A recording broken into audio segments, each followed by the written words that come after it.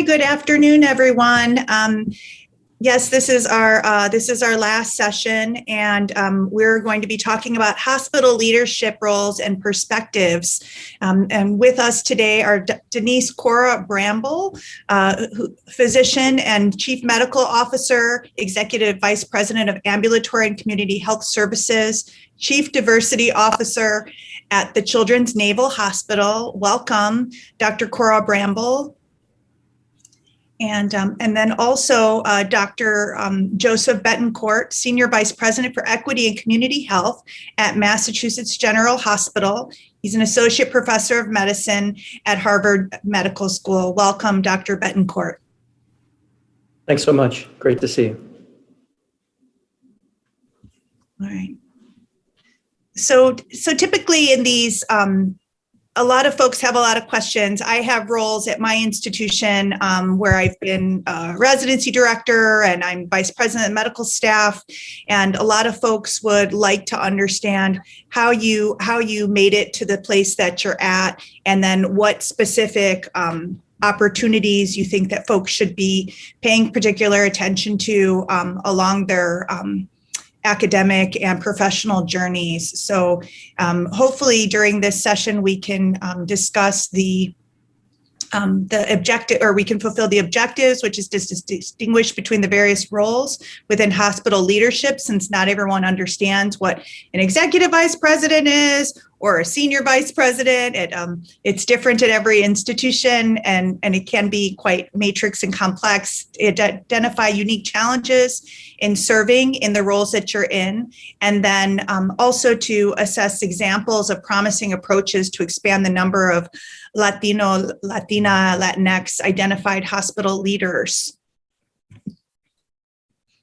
So, JP, will they be presenting slides, or do you have questions you want me to have for them?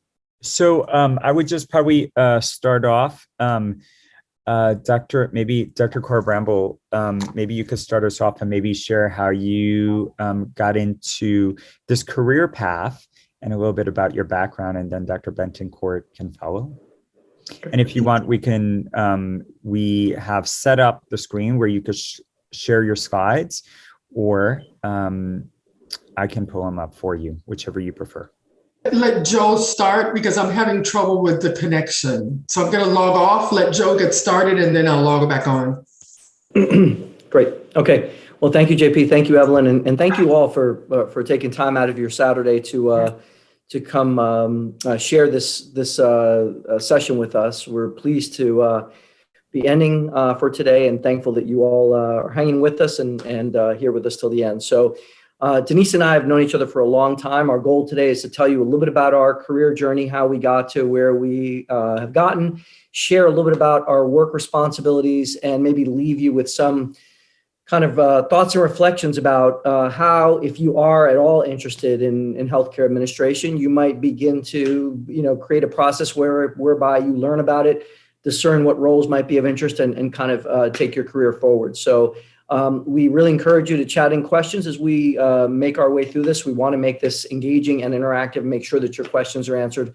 And again, Denise and I have known each other for well more than 20 years. So we've presented a bunch together. So we'll just kind of tag team this and make this interactive. So by way of background, I am originally from Puerto Rico, grew up in New York City, grew up in a bilingual, bicultural home, don't come from a family of doctors. Like, many of us, first generation, to go to college, to get into medical school. And so, I say that because my journey, my lived experience, as it relates to the work that I do on equity and community health, wasn't acquired through reading books or going to public health school. It was really, truly lived experience. And so, I'll say, like many of you, I'll assume that as I was growing up and the incredible sacrifices of my parents, who gave me the ability to even just dream about, pursuing an education and being a doctor, a lot of my journey. I'll be on the bike, okay? A lot of my journey was a bit kind of by the seat of my pants. Please don't do that with the mask, because those masks, please. Yep. I'm sorry. Can you please remember to mute yourself while our speakers are presenting? Sorry about that, Dr. Betancourt. That's no worries. So where was I? So I was saying that, growing up, I'd say that, I was fortunate to have some mentorship, but I think along the way it was, kind of just navigating, as best you knew how.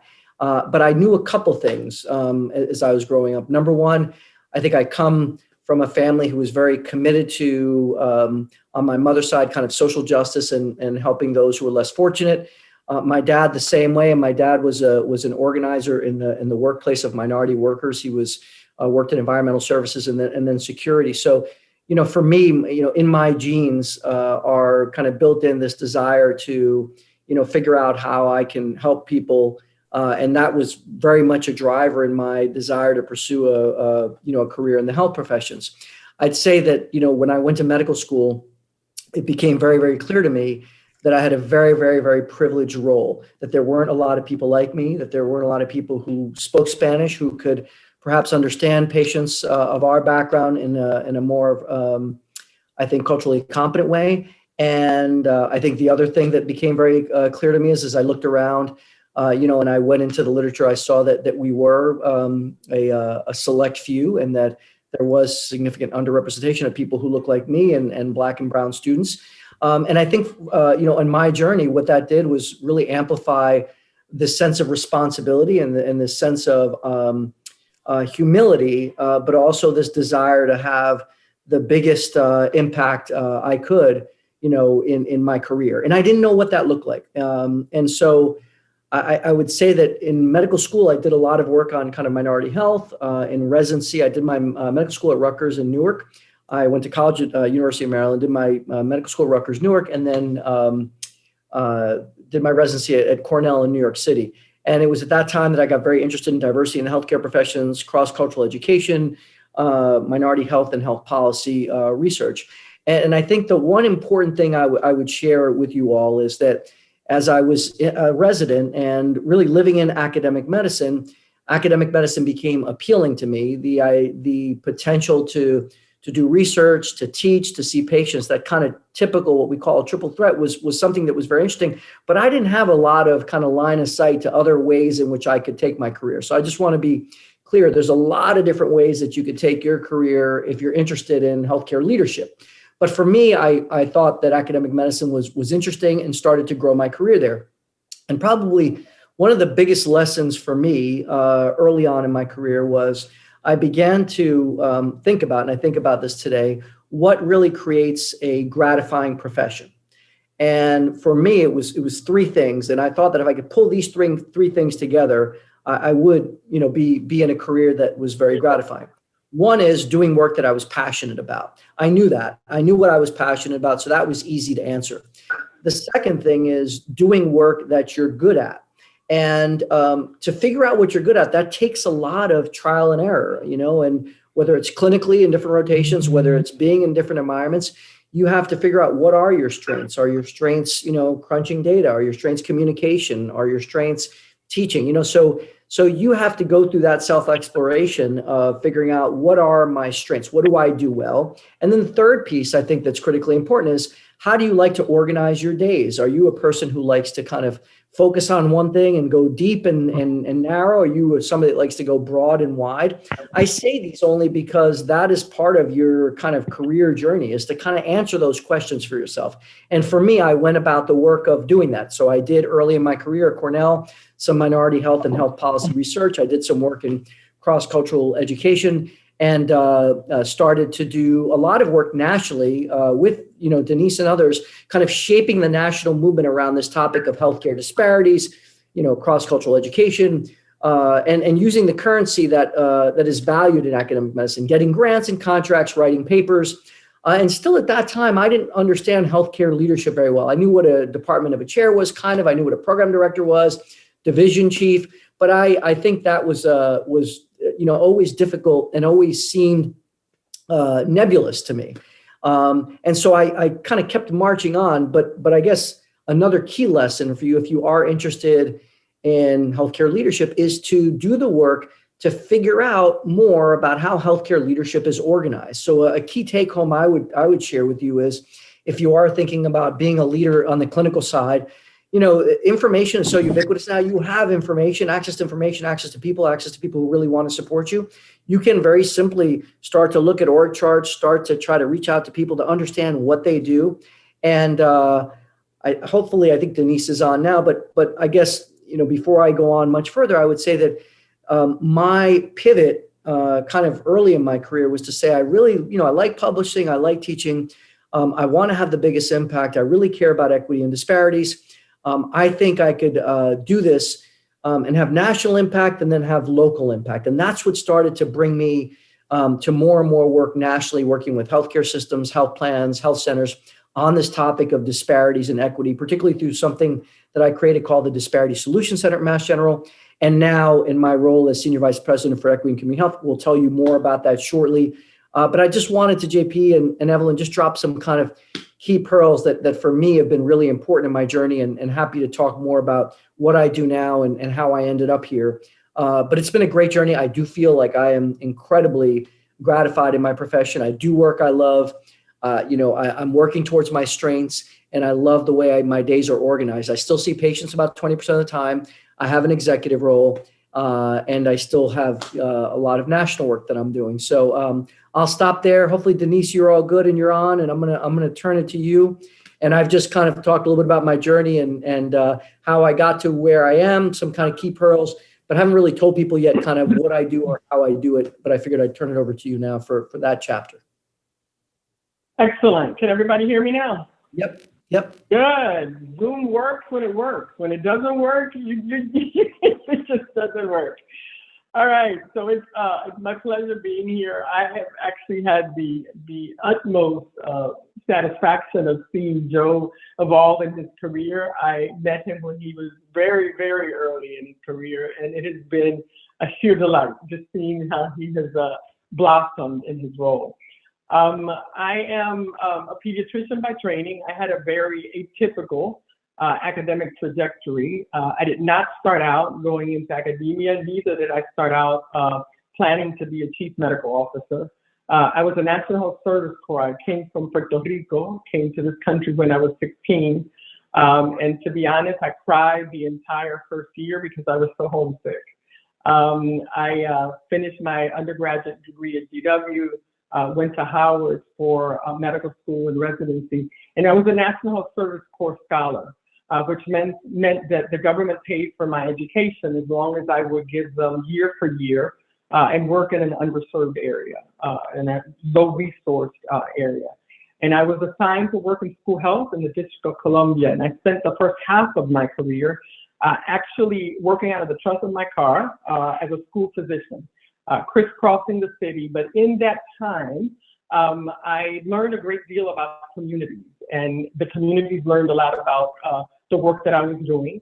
And I taught medical students. They did their part of their third year psychiatry clerkship as part of our school health program. And they taught, there was a practicum, they taught the 5th and 6th grade inner city kids about sex education. And I would tell you that those students in elementary schools, they learned very little.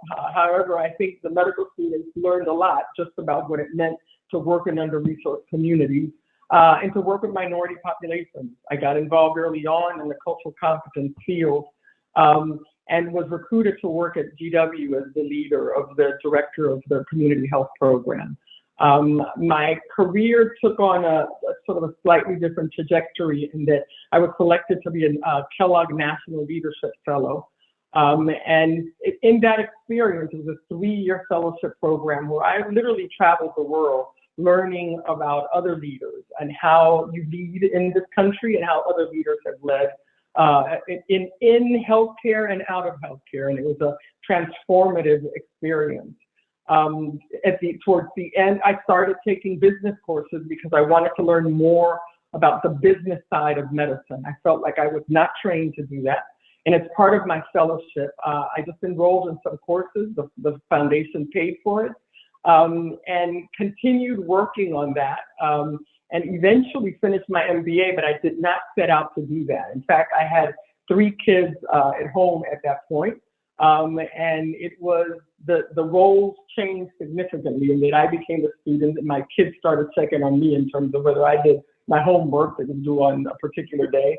I completed my MBA. In my last year of the MBA, as part of a national search, Children's National approached me and asked me if I would consider a position as senior vice president of a community health program.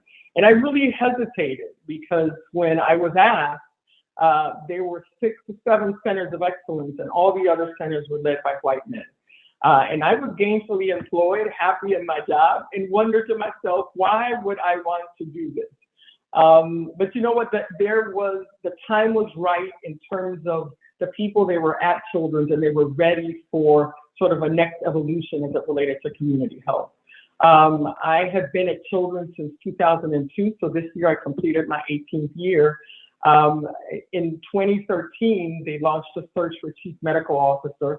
I was approached about that position, and then I became the first Latina, the first woman to be a chief medical officer at Children's National. So the MBA program that I completed years prior really was instrumental in terms of preparing me for this particular opportunity. Throughout that, the entire period, I would say I've learned to sort of balance the piece about being a mother and being a wife. My husband and I will celebrate our 45th wedding anniversary this coming year. And my kids are grown, and I have 4 grandkids. So at the end of the day, like Joe, I look back and I have been immensely satisfied. I feel like I've been to the mountaintop in terms of my experience, my career. I've been blessed. And over the last year, I made the decision that I was going to scale back so that I could spend more time with my grandkids, and took on the role of Chief Diversity Officer on a part-time basis. So I'm in a different phase of my career. I am all about training the next generation, about leaving the legacy, about writing the book. So I think that as you traverse up and go up the ladder in terms of your own career, you have to recognize sort of the seasons. And for me, I really feel as though there was an evolution. I was, a community-based pediatrician, then I became an executive, always a teacher, always training others and mentoring others. And it's at this point of my career that I want to pause and write so that the legacy can be passed on to others. So I will stop, and I will invite people to ask me questions. Thank you, Dr. Cora Bramble. That was a really lovely story. I think, Dr. Betancourt, I think you were going to describe your career trajectory in a little bit more detail. Yep. Thank you, Ellen. Maybe I'll just talk about this next chapter with a couple of other pivot points for me. So I've been at Mass General Hospital for 20 years. Arrived there and spent time seeing patients. Again, primary care about 20%, part of our Center for Diversity and Inclusion. And then in 2005, after being there a couple of years and kind of, doing some national work on healthcare disparities, and with Denise and others, really got this idea to create something called the Disparity Solution Center. We created this center with the idea that there was tons of research on disparities, but less kind of action going on within operating healthcare systems to better identify and address disparities. So when I created that in 2005, we really began to both advance the work that we were doing at Mass General around collection of race ethnicity data, developing performance measurement and monitoring tools like a dashboard and an equity report that we've had since 2007, developing interventions to address disparities in diabetes and colorectal cancer. So really got to cut my teeth on kind of, quality improvement interventions, better understanding healthcare financing, better understanding, care delivery, payer contracts, all that stuff as part of that work internally at MGH. And then at the Disparity Solution Center, we created something called the Disparities Leadership Program, where it was a year-long executive education program where leaders from hospitals, health plans, health centers would come, spend a year with us virtually, and then distance learning, and then on site.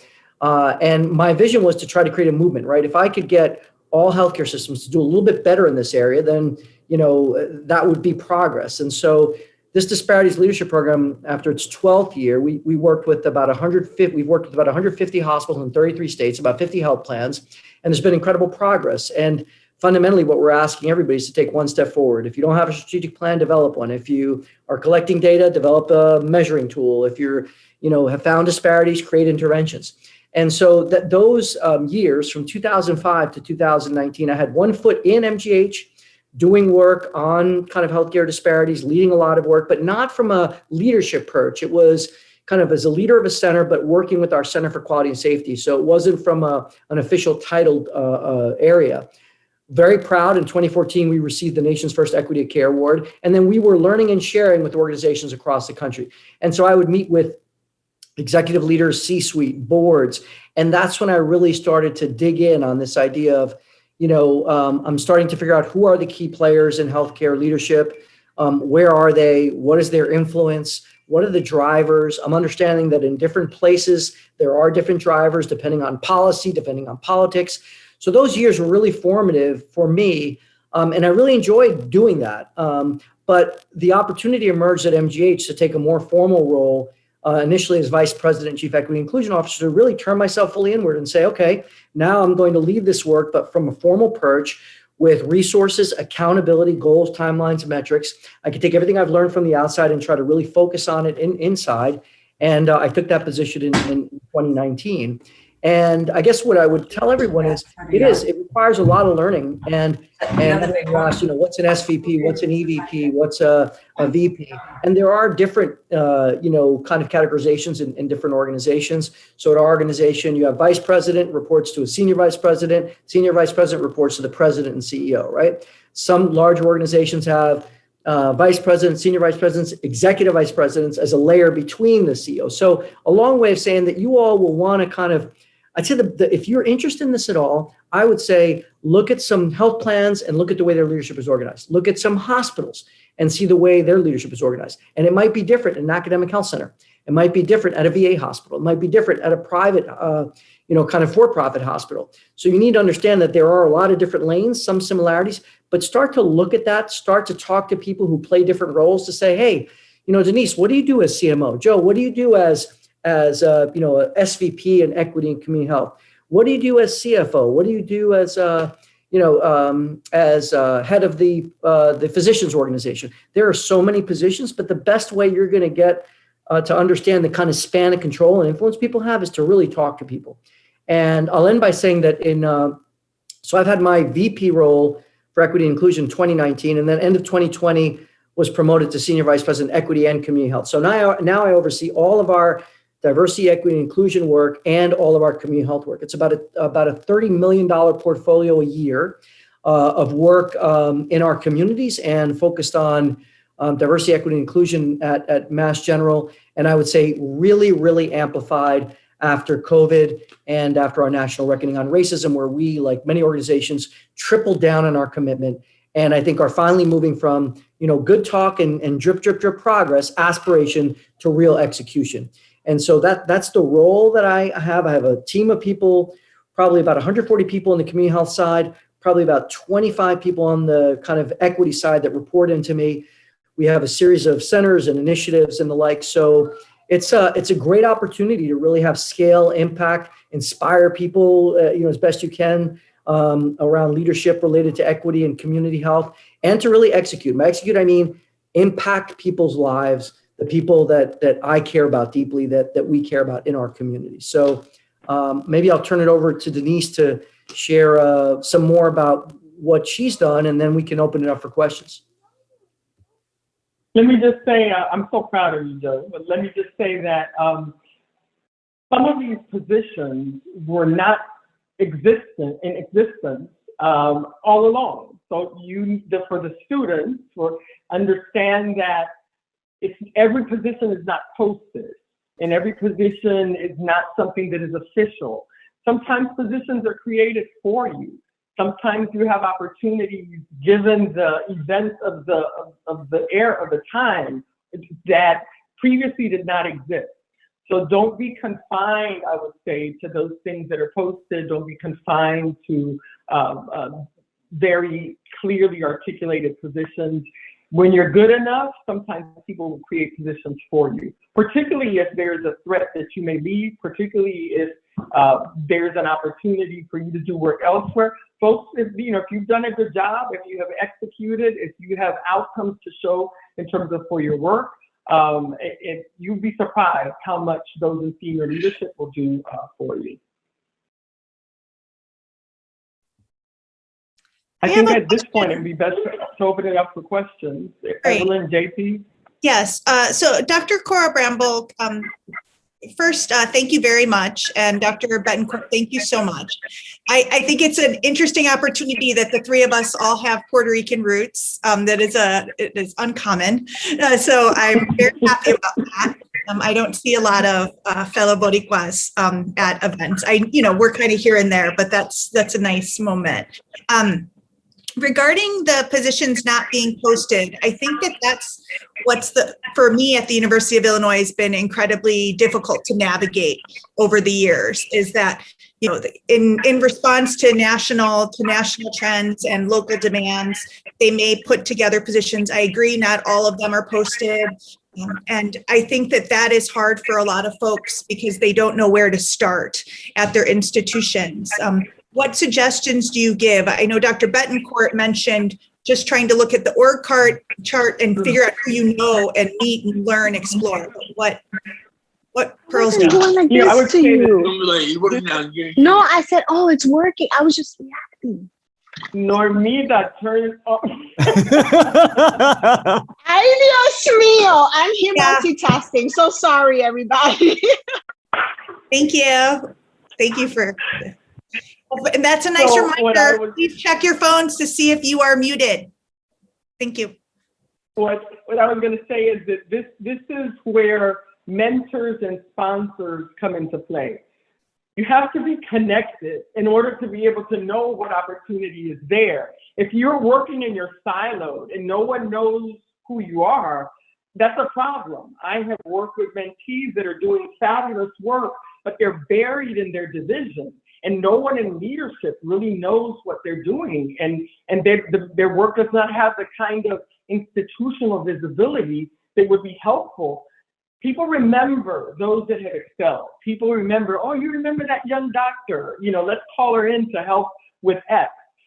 So make sure that you have strong mentors that are politically well connected.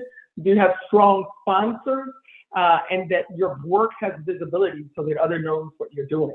Now in academia, that means publishing, but that's different from being visible internally in your organization. You have to find the venue so that your work is known by others. Yeah, I would say a couple of things, Evelyn. The beauty of today is, as I mentioned, information is everywhere and it is easier to connect with people than ever before, right?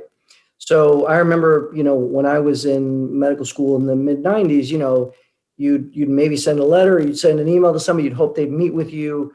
And now I think our ability to communicate with each other amplifies our capacity to say, hey, you're X, I'd just like to learn more about X. Can you tell me what that is? So I would say we definitely want to take advantage of the networks that we have.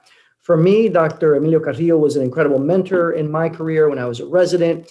Emilio was in a leadership position at Cornell, and he began to teach me about he led New York Presbyterian Health Plan at that point and played a leadership role in community health, and that grew for him. And as that grew, he oriented me, taught me, and gave me kind of a sense of what healthcare leadership was like, and I was able to kind of learn from him what his day-to-day was like. So I would say, talking to people is very, very important. I mentioned the org chart thing. The org chart thing, for me, I'm just a visual learner, so I like to see kind of how things are laid out. But, talking to people in those different positions is very, very helpful. I'd say there are a lot of now, for example, at Mass General, we have a leadership program for people who are interested in healthcare administration. So it's a 2-year program, and you can literally shadow leaders in different parts of the organization to get to learn more about what they do. So I know that there's a lot of programs. So there's certainly formal programs that you could do on healthcare leadership at schools of public health, at schools of government, at business schools. There's a lot more of these evolving. And so I would say that there's a lot of different ways in which you can, if you're interested, learn. And I hope many of you might aspire to be presidents of hospitals or health plans, but it is really learning about what those positions are. And I would say, for me, I've thought a lot in my career about different opportunities, and sometimes an opportunity that might seem really, really attractive, if you really assess it, if it's not going to be gratifying to you, it's not the best opportunity. So it's not always about the highest, kind of rung on the ladder. It's about what's going to bring you joy if you take it. And so that's just another thing that I've learned, over the years. And I learned, for example, that I'm not, great at finance. So I surround myself with people who could, help. Denise went and took the bull by the horns and got an MBA. So it's different, building out your leadership skill set's very, very important if you are interested, and learning about what those opportunities are, I think, is critical. The other thing that I would say is not make sure you're not hesitant when the door is unexpectedly open to take a step, even if it means that you're going to stumble forward. Sometimes there are opportunities that present themselves that it's not exactly what you anticipated, and it's not at the time when you anticipated it, but it's a great opportunity, and it's something that is aligned with your interest and with your passion and your skill set. Don't be afraid to say yes, to accept that opportunity. Sometimes you have to learn along the way. When I accepted the position at Children's, I remember it took me 4 years to complete my MBA. I was in my last year of the MBA program when I started at Children's. And I remember that last year, my grades took sort of a dive because I was consumed with the work that I had to do at Children's, but it was a good opportunity. And I was determined, we're going to make this happen. We're going to balance both, and we're going to see it, to fruition. So don't be afraid to accept the opportunity. Thank you. Thank you for that wonderful advice. JP has posted a couple questions for us. Thank you, JP. And I also wanted to acknowledge Dr. Pastor Soler's comment. I feel you with the isolation. It can be very hard in settings. So this network that we talk about is something that can take time, and sometimes it's challenging to identify mentors and sponsors that can connect you to opportunities. It can take longer than we wish it would. So we're very glad you're here today. Sometimes you have to do it through distance mentoring, which was a lot of what I got at the University of Illinois through my professional organization, Society of Teachers of Family Medicine. So I hope you'll be able to do more networking outside to help you connect. Okay, so for these questions, so first question from JP, can you share one or two experiences whereby your Latinx identity served as a significant asset in driving and leading change in your hospital settings? I would say that, first of all, you have to be true to yourself, and you have to bring your authentic leader to work. Not to emulate someone else, not to become someone else, but you have to be who you are. That for me meant there were times that I was dealing with a particularly difficult situation at work, and people would know that I would automatically go into Spanish if the emotions got high. That was just part of my heritage. People understood that that's the way that it is. And, after I calm down, I go back into English, and, so you bring your authentic self to work. It was very difficult to be the first Latina in the CMO role and the senior vice president role. It was not easy. It felt at times as though I was in a bit of a fish tank, and that everybody was constantly observing what I was doing and not doing. And it's not as though you can be absent to a meeting and that people would notice it. And there were many times where, unfortunately, there were times when I would go to a meeting and I was the only woman or the only Latina. And that is still difficult. It still catches me by surprise. I would just say my advice is be the authentic Latina leader that you are, and don't leave that authenticity at the door. Share your experience. That can be an inspiration to others. But it has not been easy. It has not been an easy journey at all. I would say, for me, I've been so incredibly fortunate. So, Denise has created a lot of opportunities for me. There have been many, many people. I mean, I spent a lot of time early in my career networking and building relationships, building trusted relationships, having people hopefully believe that I care, that I was willing to do the work, that I was passionate, that I was trying to, excel, and going about it, quite frankly, with humility and with gratitude, right? Because we all stand on each other's shoulders. And I think that's the philosophy that I brought to my work. And that has helped me connect with people who I could always count on. And they've helped me grow and put me in positions to be in different activities that have been helpful for my growth. Now, I have a dream job in that, leading equity and community health, that is all I've ever wanted to do. And that's all I've done in my life. Right. And so for me, being a Latino leader, this, it's like hand in glove. About 70% of my patients are Spanish speaking in primary care. I could bring my experiences caring for my patients to the leadership table. One of the neighborhoods that we care for, one of the communities that's very vulnerable, that's in our shadow, that we do a lot of work in, is Chelsea. Chelsea is a largely Latino population. So when I talk about leading community health efforts in Chelsea, I'm not making it up or said, I read this in some book. I understand through my lived experience a lot of the challenges that people are facing. And so when I lead with that passion that I think people could see, with that kind of knowledge base of kind of understanding through lived experience, through cultural linguistic connection, I think it becomes an incredible asset.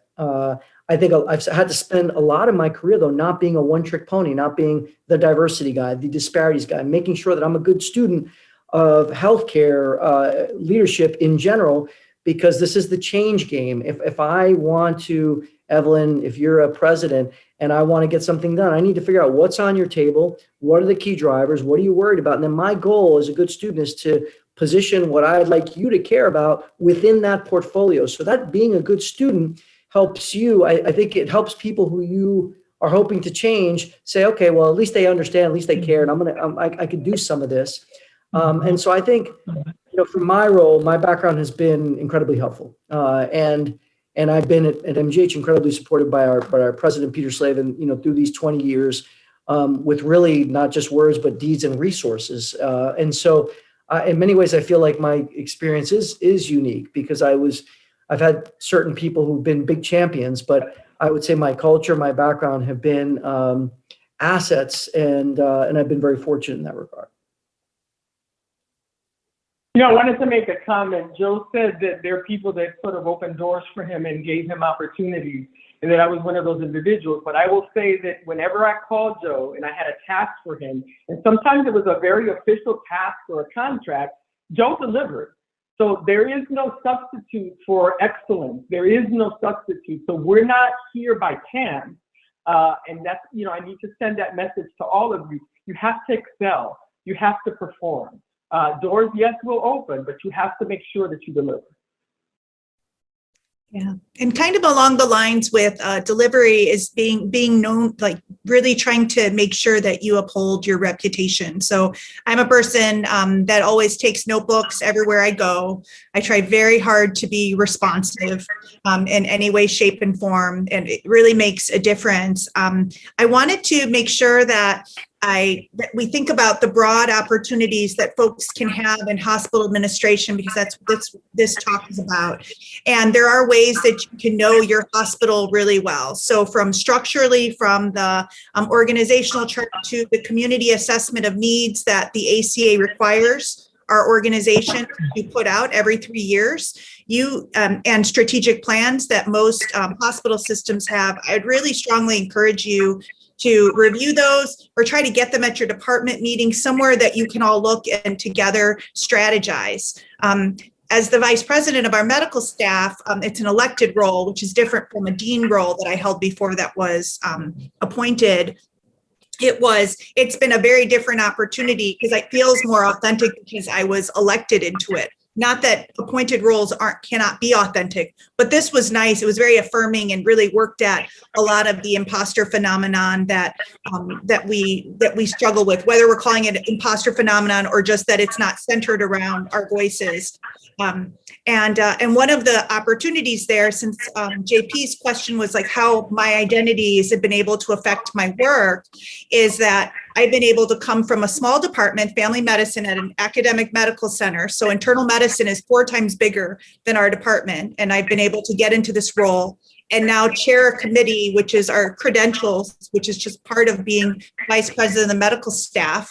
And that has helped really bring a lot more respect to our discipline, because I can control a lot of conversations now. And I got into that role by being a delegate in the medical staff prior to that, which was something I ran for. So I also wanted to mention that there are some roles that, you're going to get through mentoring, and there are other ways that you can learn more about your hospital system. This vice president of the medical staff is really great for our department. We've only had one in the history of our department, one vice president, and the vice president automatically becomes president 2 years later and includes a time buyout. So for those of you who aren't very engaged in hospital work, but do hospital rounds that that have a lot of interfacing with the hospital, I strongly suggest you think about it. It's not something that people think about all the time. And because it's not an appointed role, it's temporal, so that if you don't like it, you're going to roll off anyway. And that's really nice. You can explore it without feeling like you have to leave something, and you can be okay with running every year to be a delegate several years in a row and then do your campaigning. It's just another way to move forward, because I was able to divert money as vice president of the medical staff to help transportation for COVID vaccines. As vice president of medical staff, they were like, oh, we want to give money for everyone they wanted us to do some wellness modules. The last thing physicians want is to do another set of wellness modules. And I thought what would make me feel better would be to have more community health equity. And I said it, and they just went along with it because I was in the room where they were delegating money. So we do have opportunities to use our voices. Okay. I think along those lines, Dr. Figueroa, I think considering that our participants range from instructor all the way up to senior rank, right? Whether it's an associate vice chancellor, the interplay with hospitals is not that easy. We don't get great education in medical school residency. And it does sound, both Dr. Benton-Court and Dr. Cora Bramble, there were pivotal moments where you were able to switch over more to these hospital leadership roles. Can you think back, what were those pivotal moments where it really lined you up well to hold a senior leadership role in hospitals? Because from my own training, I was never really exposed to what it meant to support, to lead a hospital setting, but you've reached the top. So can you think about pivotal moments, the decisions you made over your journey, and what we need to consider? I would say these were leaps. There are times when there were opportunities that were a significant leap forward, and one can question whether you're prepared to take on such a huge role, and particularly when they're so visible in terms of the leadership. There are over 600 faculty members at Children's National. There are 2 that are African American full professors. So I consider myself Afro-Latina, and I'm one of the 2. So there are times when it's a daunting task, but you have to be the one to decide whether you're going to take the step forward. It was not in my career incremental. It's true that I've learned with each experience, but my way forward, the next step were huge, huge steps. And I will be honest in saying that I would pause and say, like, am I ready to take this on?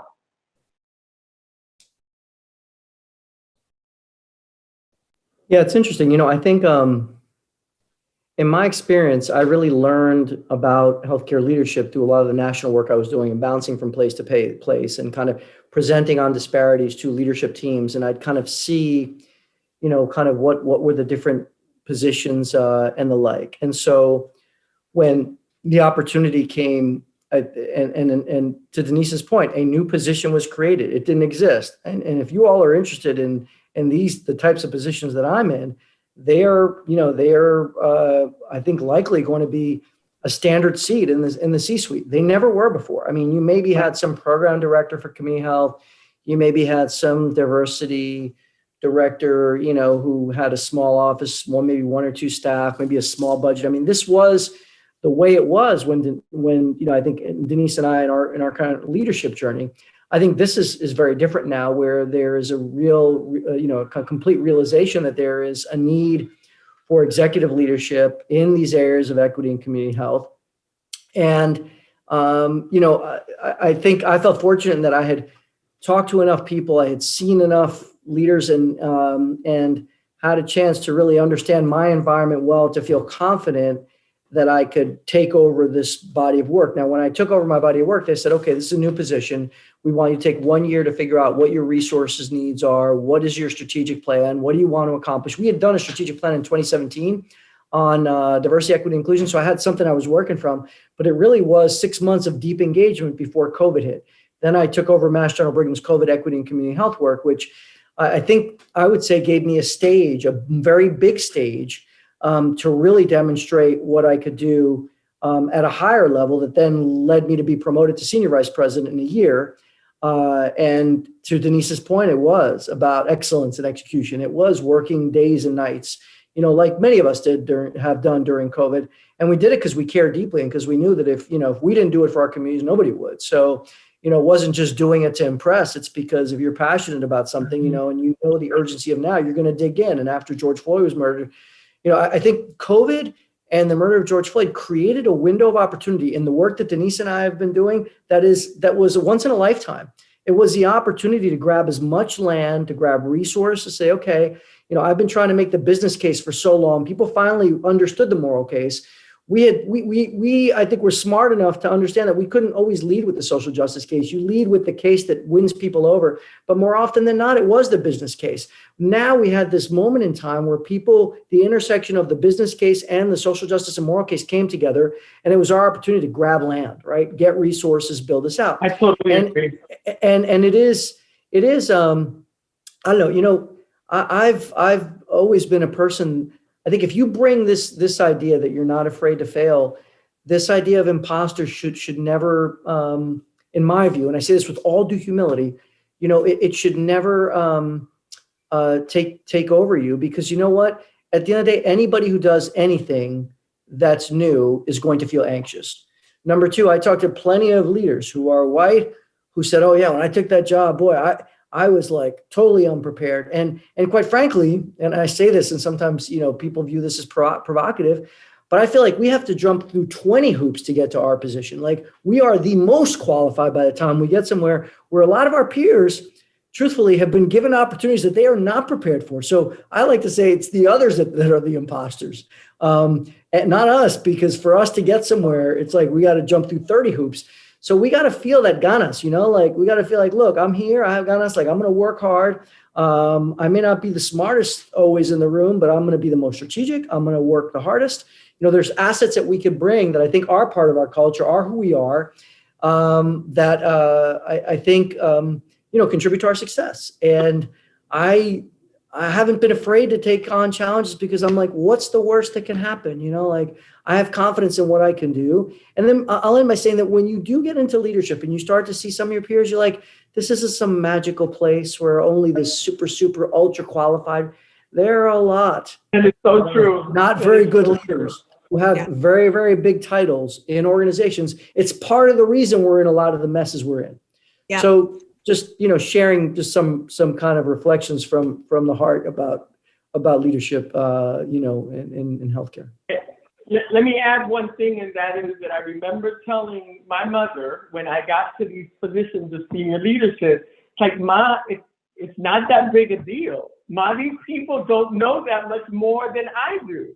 And she thought it was like, oh, for real? I said, yeah, really. So to Joe's point, you work hard, you do your best. And it is true that by the time some of us get to where we are, we have had to jump through so many hoops, and our muscles in terms of overcoming adversity and challenges have been so well exercised that you'd be surprised how much is there.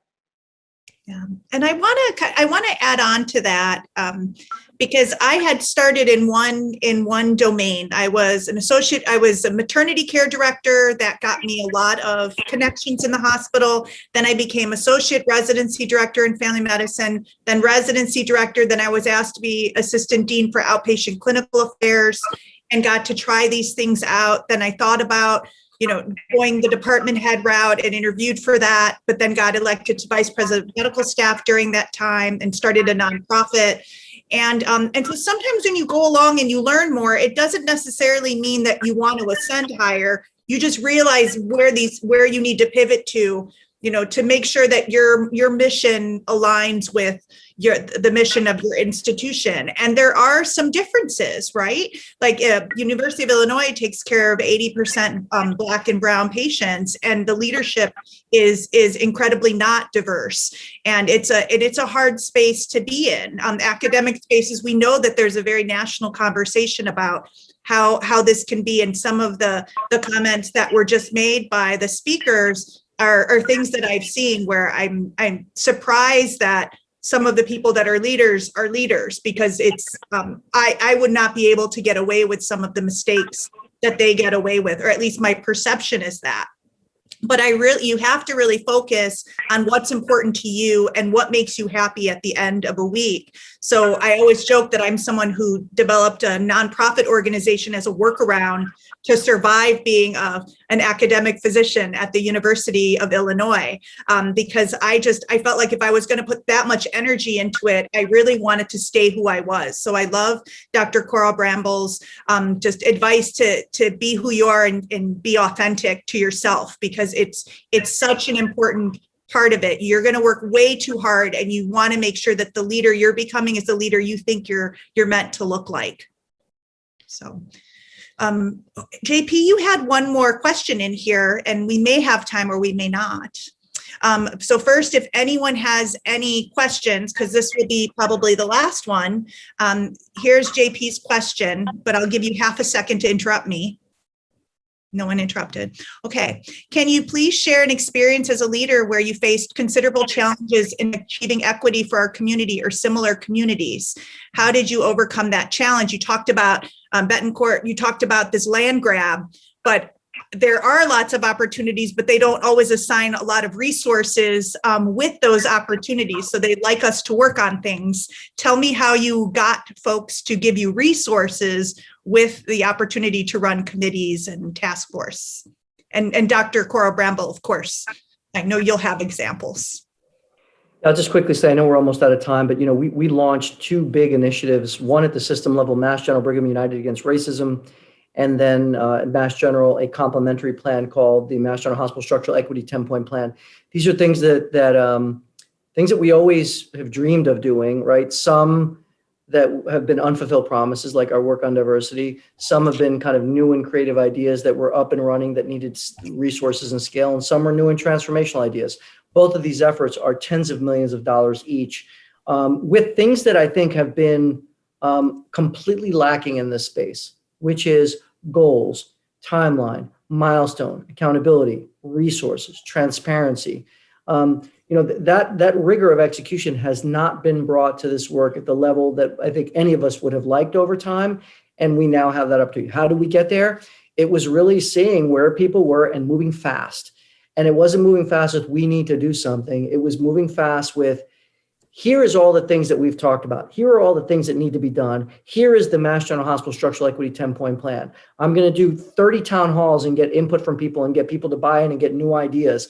And so I have people's voices in it. I'm going to put it out for survey. I'm going to do this all in 4 months. So then when I take it to the board, I say, this isn't just out of my head. This is based on evidence. This is based on our experience. This is based on what our peers have said. This is based on input from the entire institution. And these are the resources we need, and the time is now. And, we moved fast to do that. And I think we were fortunate to have people who were committed and understood that now commitment meant put some real dollars into this, because, the times were unprecedented. COVID and the murder of George Floyd created a unique time in our history for us to be very, very aggressive, but aggressive and prepared, right? To really put together plans that I think, hopefully will be transformational and we will need to build on. Dr. Corbett. I will just add, I'll end on this note, and that is that there were times where the resources that were needed were not always there in my career. And I'm not talking about just where I am now, but in my entire career. And then, as Joe mentioned, after the death of the murder of Mr. Floyd, things have changed. I will tell you that this last fiscal year, a part of the executive incentive pay was based on diversity, equity, and inclusion outcomes. And this year, the weighting of that particular corporate goal is the same as our financial goal. So that is just how important it is for the organization. And when you are making the statement that not only is this important for this long list of reasons, this year we're devoting our attention, the priority, the corporate goal to diversity, one of the goals to diversity, equity, and inclusion. Wow. That's amazing. Well, Dr. Cora Bramble and Dr. Betancourt, thank you both so much for joining us this afternoon. And it was really great hearing your stories. It's an inspiration. And I want to thank all the attendees. It's always hard to be at the end of the day. So we very much appreciate your attention. And we hope to see you at the next session.